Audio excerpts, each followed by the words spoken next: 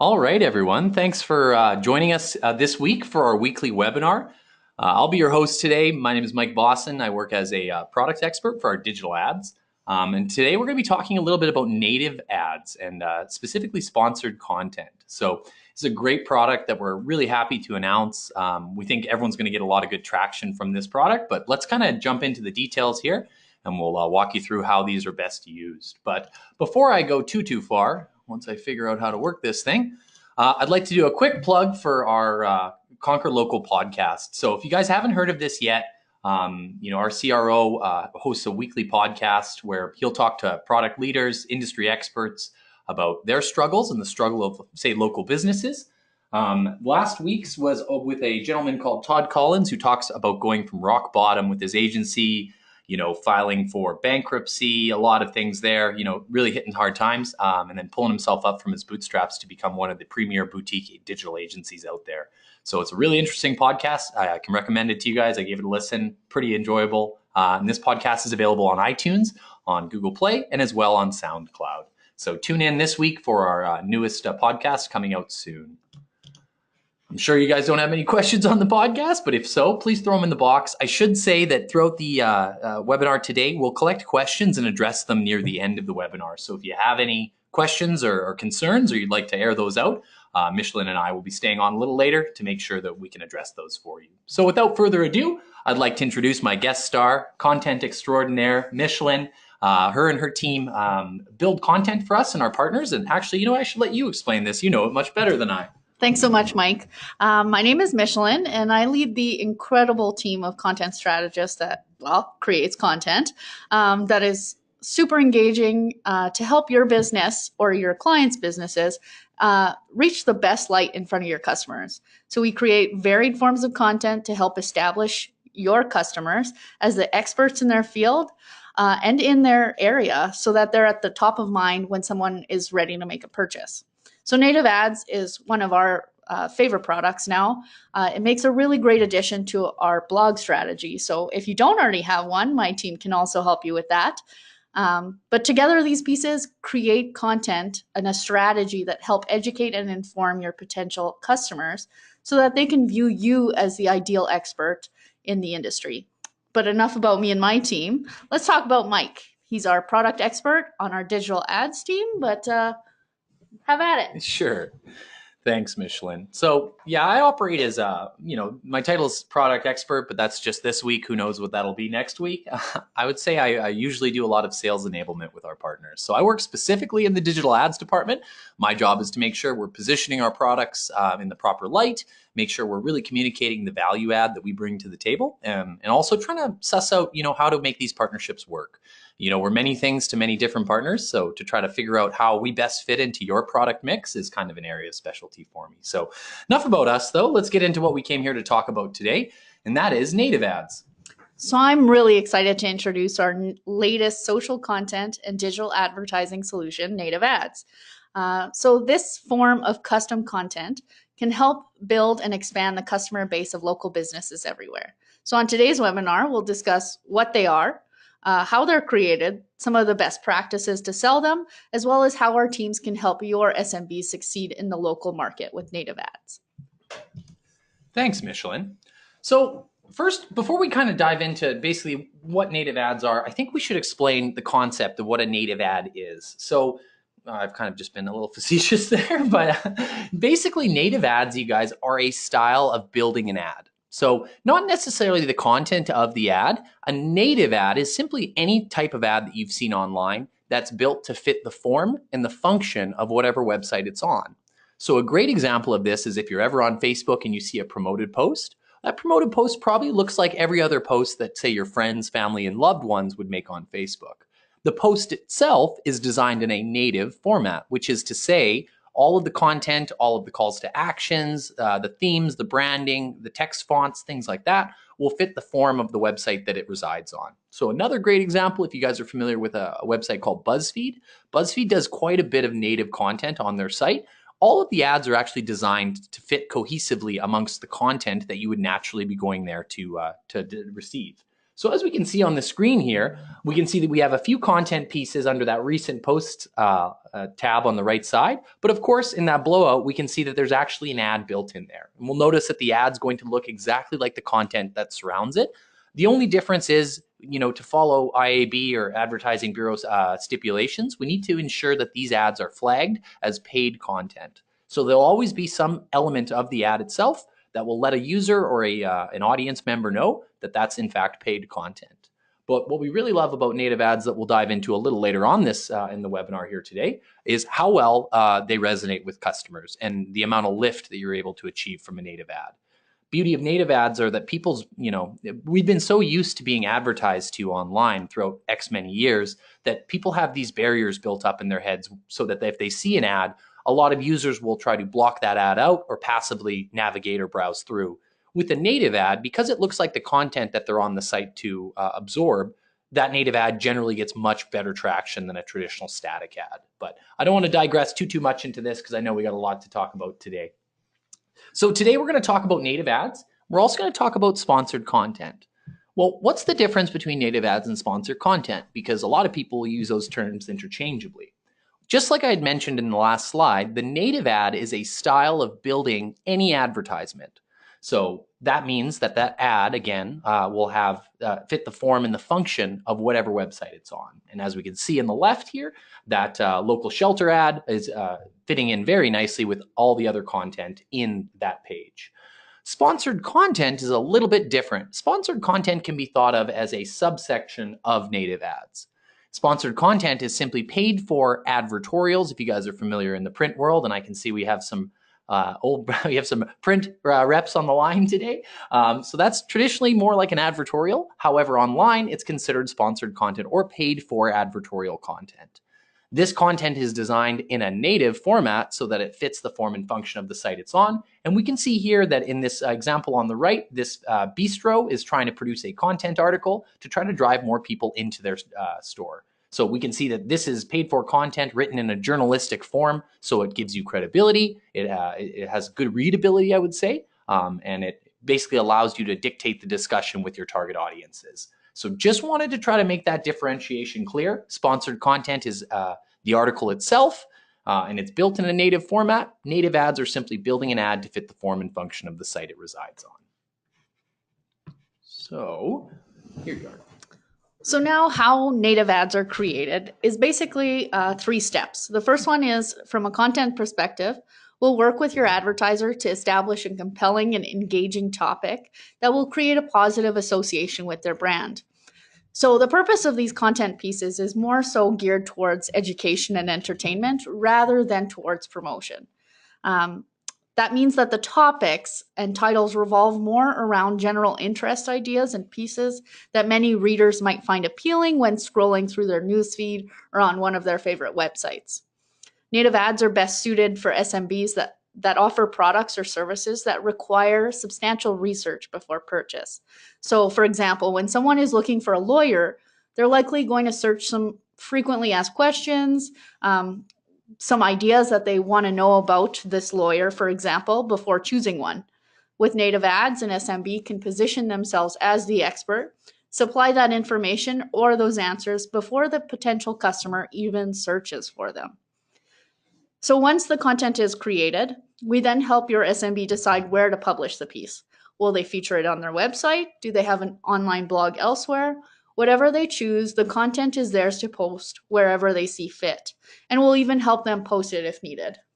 Exactly, Michelin. Oh, losing a mic. Exactly. So it's not only about being able to get out in front of our prospective clients, be able to educate them, assign ourselves as the expert in this industry. Just as Michelin said, when they go to make that purchase, who are they going to purchase from? Probably the person who gave them all of the information they used to decide who they were going to make that purchase with.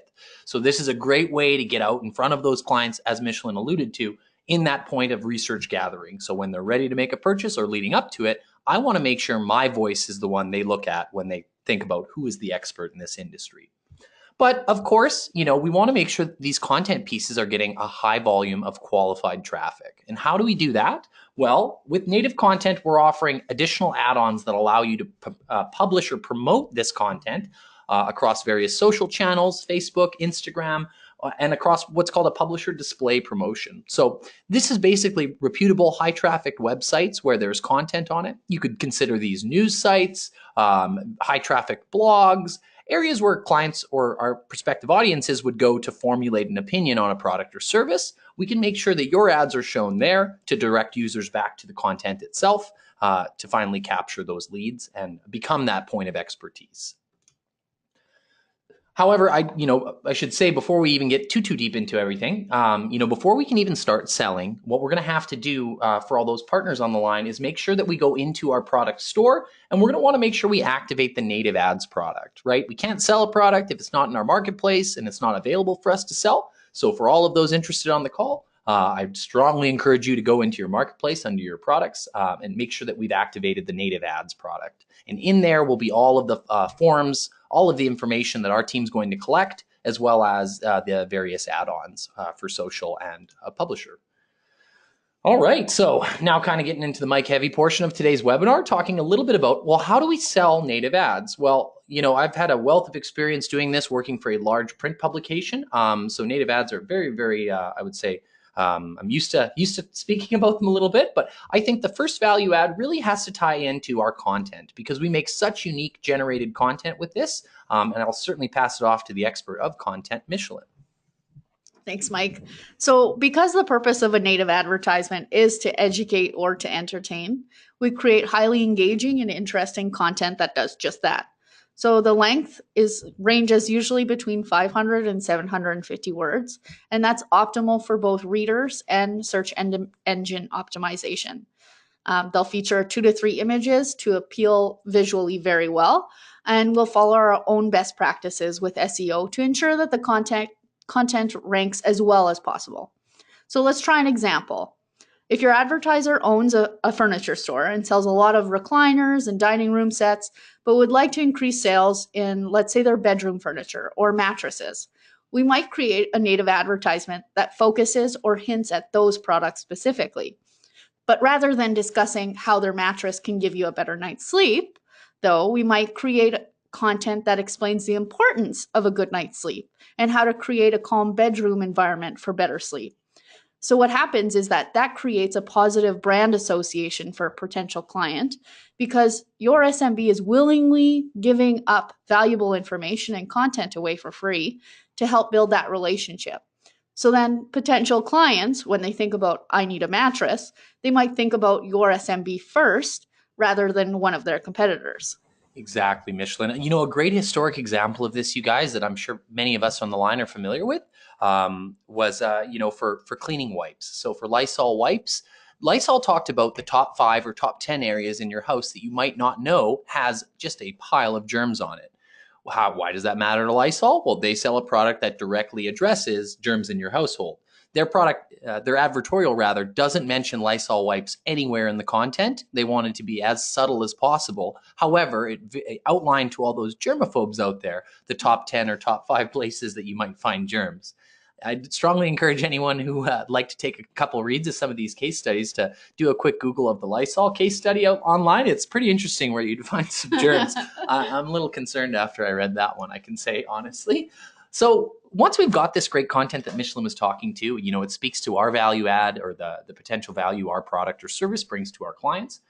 How are we going to get traffic to that content? Because as we know, if we don't have a well-trafficked site, or if we don't have a lot of people coming to our blogs every day, we're going to need to try to do a little bit of an ad buy to try to generate traffic to those content pieces. So we have an offering with the native ads, kind of like an add-on offering that allows you to do social promotion. Native content on social sites is a growing area of, I would say, ad spend. They predict in 2020 that sponsored content, native style ads, are going to be approximately 72% of all digital ad buys, static digital ad buys, I should say, by 2020. So that's a fairly foreboding kind of, I would say metric. And we want to make sure we're ahead of the curve. So right now is the perfect time to start looking at native content because there's really not that much competition. It's a very subtle and effective way to communicate our messages to our audiences. And again, with that lack of competition means that there's a pile of available inventory. And for the most part, you can get that inventory for a pretty penny, which is nice, especially for our advertisers who don't have healthy budgets. So when we look at our social promotion exclusively, what we're looking at is promoting this content that's housed on your landing page, it's housed on your blog, or say on your website itself, and driving those users from social channels. So right now we are utilizing Facebook and Instagram. The reason for that, people spend a lot of time on Facebook. They generally are looking for content while they're browsing between their friends and family's posts. So why not give the people what they want? And in this case, what our team can do, specifically the advertising room where I work, is we'll build engaging content with a very clear call to action and then target that like we would target any other Facebook ad. So you're going to get all those great targeting metrics you got with every other ad campaign we've ever run, whether that's age, demo, interest, specific audiences, whether that's based on their browsing history or their likes and intent. We can always target as we would with any other social ad. Of course, these are fairly straightforward because I would imagine a lot of you on the line have seen ads like this in the past. The only difference between this ad and a normal post, again, in that native format, is that it will always indicate that the ad itself is in fact sponsored or paid content. But we're still seeing very high click-throughs. We see a tremendous lift and engagement, and then we also see a lot of unique audiences clicking onto these ads. So I'd strongly encourage any of us looking at native ads to think about adding on some promotions as well to drive the traffic. So that's on social sites, but we also have across what's called a publisher display network. So display networks are like basically a collection of well-trafficked websites in which we can purchase ad inventory space. When it comes to native advertisements, because they have to be designed to fit the form and function of the site, these ads are extremely dynamic, is what I would call them. So by that I mean when we go to build native content, really, the ad itself is going to be very fluid based on the site it's placed. My team is going to take the images. It's going to take a title text, a body text, a call to action, and a destination URL. And all of these elements, as we can see, title text being help out your local shelter by becoming a foster in this example. We can see the destination URL here in the image. All of those elements of this ad are dynamically arranged no matter what site we're on. So by that I mean if I jumped to a different site than the one pictured in this explanation that maybe had a section for a meta title, or a description title, or there was body text in that ad, it would make sure that all of those elements are rearranged to fit that website. So by that I mean in this case there is no body text. So the body text I would have submitted for this ad simply won't be shown on this network, on this specific website. So really the nice thing about that is you basically get unlimited amounts of creative, because the creative is going to be revised for whatever website it fits so that the ads look exactly like all of the content around it. Now I have a feeling I just made that a much more complicated topic than I intended to. So if anyone has any questions about how that gets laid out, please let us know before the end of the presentation here. But what we're seeing is that these ads are shown at your ideal target audience, again, with all of the same kind of targeting that we do with any traditional ad campaign. So looking at age of our audiences, sex, looking at relative interest, say income, geolocation, those kind of things can all be assigned to this ad as well. So if I'm a user who's interested in, say, sheltering or adopting animals, and I'm on a website like tsn.com, say, for example, that ad will be shown to me. On the flip side, this ad will look almost exactly like all of the other content on TSN as it would look like on marthastewart.com. So what I'm trying to say there is that the ad itself is very responsive and it'll fit the website, whatever website we place it on. So this is a great way to get good net new clients. It's a great way to get out in front of those audiences when they're going about and learning about what products and services to purchase. So with that said, that was kind of the nuts and bolts of native content. I know it's not the newest ad offering out there, but we certainly aren't seeing a lot of people utilizing it yet. And we think that this is a great area for us to start engaging those audiences, starting to get into their mind before they're ready to make that purchase, and positioning ourselves and our clients' businesses as those product experts. So with that said, I'm going to now open up the floor to any questions. I can see we got a few in here. So I'm going to start from the top. Let's see if I can get this box a little larger here. So looks like, oh, I got a couple friends in here. I got Tim asking, is this a display ad network? So Tim's referring to, let me back up this slide deck here so I can address it specifically. Tim's referring to the publisher display promotion. You're totally correct, Tim. So it is a display ad network. The only difference is the network itself is made up exclusively of content sites. So you probably wouldn't see one of these ads on a single serving website or a website that doesn't routinely put out content. So mikesbaseballblog.com would be probably a perfect place for my baseball related sponsored content or native ad. Whereas, say an image site or a website that doesn't necessarily produce routine content would not be part of this network. So I have Bree asking, so do native ads essentially link to sponsored content?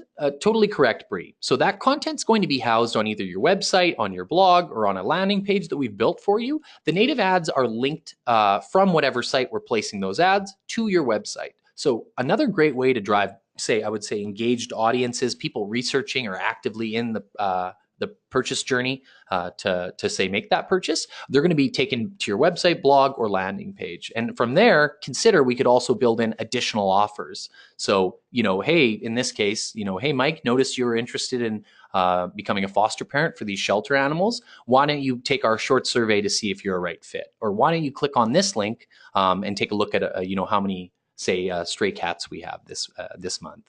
So think about using native and then trying to capture that lead information after they've read the article. Works really, really nicely together. So what are the wholesale pricing details for this product? That is a great question. I believe it was $325. Let me back up here a bit. $325 one-time charge. So that's a wholesale spend, you guys. So that includes the cost of content creation. It includes the cost of the proofing. And then there is 2 additional add-ons to allow you to purchase social and the display publisher promotions, and those are built into the product as well. Let's see, what else do we have? Can you speak to what reporting will look like? Let's see if I can click open to this question. And does it use the advertising intelligence? So reporting for native content could be a litany of things depending on what we're doing. So if we're running just regular native content, no add-ons, so it's just a content piece housed on our website, the amount of reporting we're going to do is going to be very minimal, if any, because at the end of the day, it's just a content piece on your website. I'd strongly encourage our clients who are looking at their Google Analytics to be able to track those users hitting the page and engaging with the content.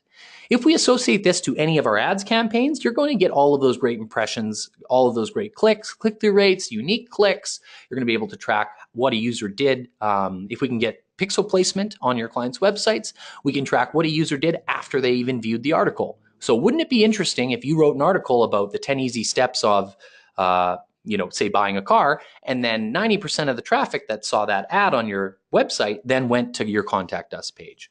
Well, that's some interesting insight that I'm learning, that content resonated strongly with my advertiser, I should say demographics, so much so that they're actually looking to contact me now and have a meeting. So those are the kind of insights that we are most concerned with. So again, reporting, I would say more specifically when you add the add-ons of social and display network. But yes, that's included. Advertising intelligence is kind of a totally different product. That's a DIY connection to your Google Analytics or AdWords accounts. So this wouldn't come through your advertising intelligence, as that's kind of like a DIY program for our businesses. So they're able to connect their Google AdWords in Business Center and be able to view those metrics. So this would come out like a monthly report, just like any one of our other ad campaigns. So I have another one. Can you go more into the pricing for the add-ons? Thanks, Avrumi. So in this case, I'm gonna have to do a little bit of digging to see what our pricing of our add-ons are. I believe it's $500 per add-on. So with that $500, we guarantee you, I believe, 25,000 impressions. Let me just double check my notes here, you guys. I don't want to lead you down the rabbit trail. Correct, sorry. So for that $500 wholesale spend, you'll get a minimum impression count of 50,000 impressions. So just so you guys know, that's across the social channels or across the display publisher channels. How many sites are on the network? From Daniel. Great question, Daniel. It's a white list of sites. I believe it's over 150,000 websites. So absolute slew of websites. The idea behind this is I want to have a real large network of websites to potentially offer the add-on. But again, I'm not really concerned about what websites the ad's on. I'm much more concerned on which audiences are on said sites. So if you're, say you're a women's shoe retailer, I'm not as concerned if my ads are on tsn.com. What I'm most concerned about is, are the audiences viewing those ads on tsn.com women interested in shoes? And if you can understand that differentiation, we always try to look at it through the audience lens. I'm going wherever the audience is. The websites that the ads are on is important, undoubtedly, but I'm there for the audiences, not the content on the sites.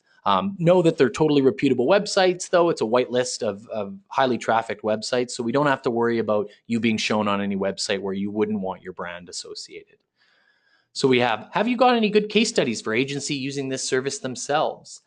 At this current point, we don't. We're actively collecting case studies. However, sponsored content has been something that's been around for, say, the last 6 or 7 years. We saw the newspapers doing this in a very large way in running advertorials, as well as many agencies do online digital content as well in a native format. So we're actively building those for you guys to take on your pitches. So stay tuned, and we should have something for you soon. Michelin can have this one from Carrie. So the question was, how is this different than a blog post? So currently, our blog posts are a lot shorter. They're only 250 to 400 words. And a blog post is normally written very plainly by the SMB. They have no shame in promoting themselves, saying, we're the best at this, whereas a native ad is a lot more subtle. You don't want it to seem like an advertisement. So that's kind of the main difference. And native ads are also written longer format and in more of a journalistic theme or way, so that it comes out as a very objective rather than an opinion-based post. So I think that kind of explains it. If you have more questions about that, Carrie, though, feel free to shoot me an email. Thanks, Michelin. Avrumi's got another one here. Can we promote content that wasn't created by Vendasta? So that might be a case-by-case basis. Avrumi, we would be very interested in learning, is the content owned by yourself or your clients? Important for us to keep that in mind because, for some businesses or for some agencies that do creative copywriting, they retain the ownership rights of that content. We can't advertise content that we haven't explicitly got approval to advertise with. So we would have to approach that on a case-by-case basis. But personally, I don't see any reason why not.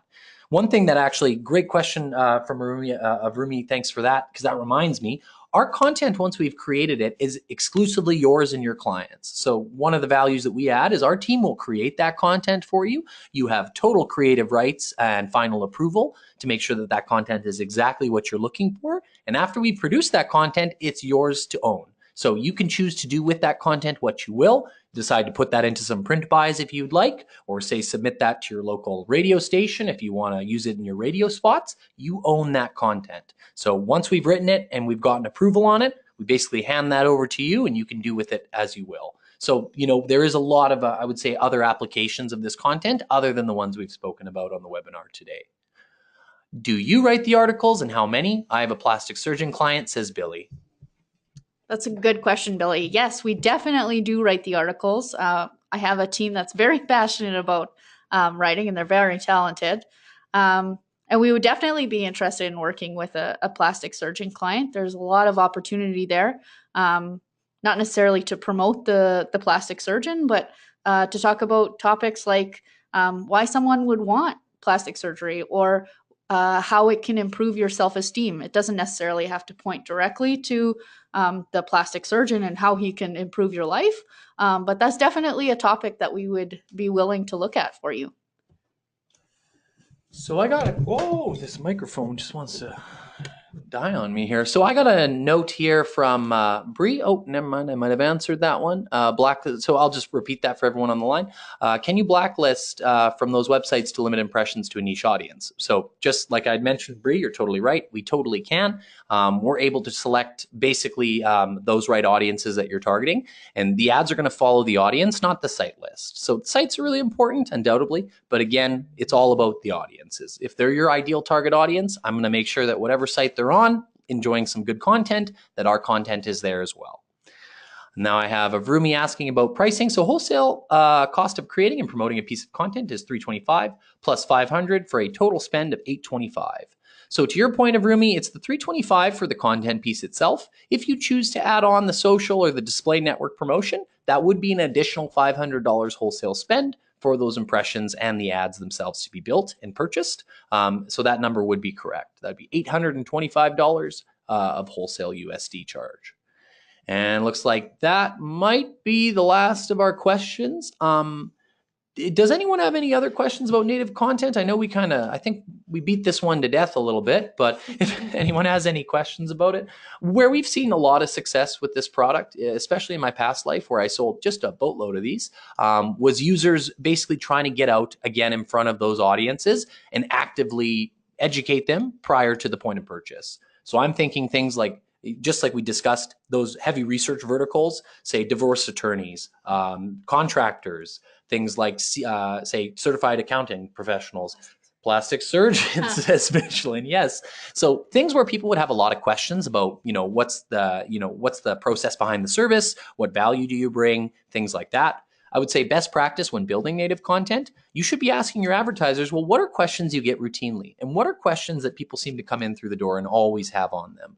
Well, if that's the case, it's probably indicative of the rest of our audiences having very similar questions. This is the perfect time to establish yourself and your brand as that expert, that industry leader, and also subtly influence them so that come the point of purchase, you're the most, I would say, respectable, most, applicable business to take that, take that service from or that product from.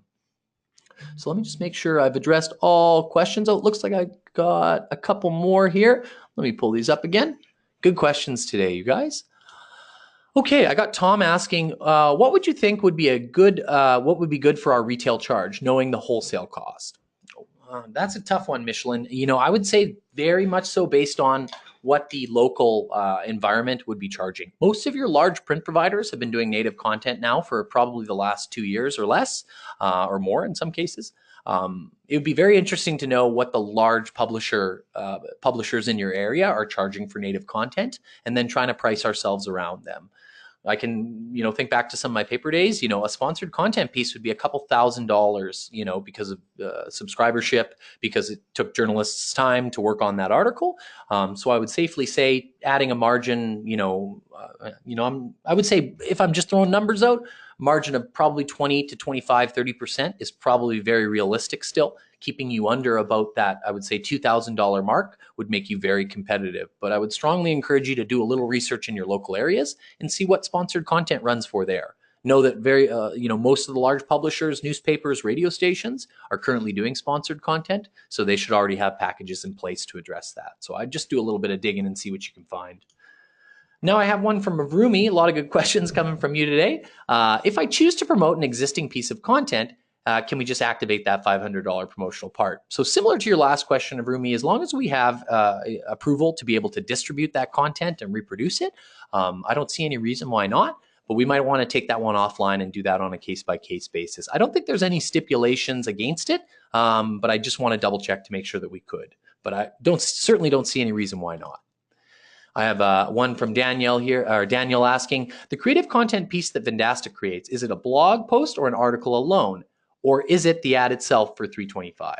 So great question, Daniel. That $325 cost is for the article itself. It's a single article, as Michelin alluded to, 500 to 750 words with the 2 images in it. It's just the cost of producing that content. We have a kickoff call with your advertiser to make sure we're getting all the information and the objective of the ad, or the content, I should say, itself. And then it's the creation of that content and the final approval. And then after that, yours to keep. Do with it what you will. Put it on your social channels, your websites, your blogs, sell it, build it into a print ad at your local paper or in your radio buys. Feel free to do with it what you will. I have another one from Daniel. The add-ons are to execute the ad campaign. Correct. So he's asking, and the add-ons basically are there to help with the traffic for that sponsored content we've created. And to your point, Daniel, that's exactly what they're there for. So if we know that our website doesn't get a lot of monthly traffic, if we know we're not going to get a bunch of people looking at the article that we just paid $325, probably more than that if you guys are making margin on it, we want to make sure they're well trafficked. The add-ons are basically driving those audiences back to that content so they can engage with it. All right, I got a question from Tom. I don't know if I understand this one. I just got. Oh, there we are. Right. Oh, here you are, Tom. I gotcha. So Tom asks, what would you think would be a the retail cost? Oh, okay. Sorry. Thanks, Michelin. Michelin's helping me dissect these questions here. Tom's asking for some specific markets: Philadelphia, San Diego, and Cleveland. I'd love to give you some advice there, Tom, but I'm not an expert at print costs out there. I would do some digging online. I bet you could find their rate cards or their pricing sheets somewhere online to kind of get an idea. I would imagine for those are pretty large demographics, probably charge a pretty penny. You got to consider that if it's a large, say, city, they're going to have real, I would say, large subscription counts and circulation numbers. The larger their circulation base, the more they're going to charge for it. So I would not be surprised to find a content piece dropping at about $2,500, even up to the $6,000 range per article would be well within the realm of possibilities in my mind. Okay, you guys. Does anyone have any other questions here? It looks like our question box is kind of slowing up a bit. Of course, if you guys have other questions about native content, Michelin and I's job here is to make sure we're answering all of your questions. So if you would like to talk a little bit more about how this might exclusively fit into your product offering, I'd strongly encourage you to reach out to your PSM, BDR, point of contact here at Vendasta, or shoot us an email at the address below, and we can help address those questions for you, or maybe jump on the line and have a quick discussion. Long and short, you guys, I think native content is definitely the future of display advertisements. We're going to start seeing native everywhere. Right now, we have, I wouldn't say first mover advantage, but we're certainly at on the nose end of this bell curve of adoption. So right now, it's I would say the most cost-effective way to get our native ads in there and engaged with before people start getting wise to this style of ad format. So, I say make hay while the sun shines. Let's start pushing our content out and actively I would say communicating our value to our customers while they're in that point of purchase or leading up to the point of purchase. So with that said, I'd like to thank everyone for their time. It doesn't look like I have any other questions today. I'd like to thank Michelin for sitting with me and helping with this webinar. Appreciate the time, Michelin. Thank you so much. Oh, it was a pleasure. And of course, you guys tune in next week. We'd love to have you on to talk a little bit more about some of the new products and services we're pushing out. But until then, if you have any questions at all, feel free to reach out. More than willing to jump on a call and talk a little bit more about native content. So thanks again for your time today, you guys. Of course, this webinar will be recorded and uploaded shortly, but I appreciate everyone's time, and we'll talk to you sometime next week. Bye-bye.